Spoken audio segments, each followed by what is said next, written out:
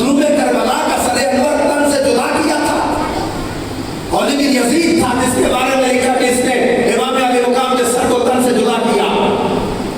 लेकिन इमाम अली मुकाम के सरे अनवर को सजदे में कुर्बान करके एक पैगाम तो दे दिया कि शमशीर मकम कातिल हो खड़ा, तलवार लिए कातिल हो खड़ा, और कोई रहे सजदे में पड़ा, कहती है ज़मीने कर वो भला, इस शान का सजदा खेल नहीं।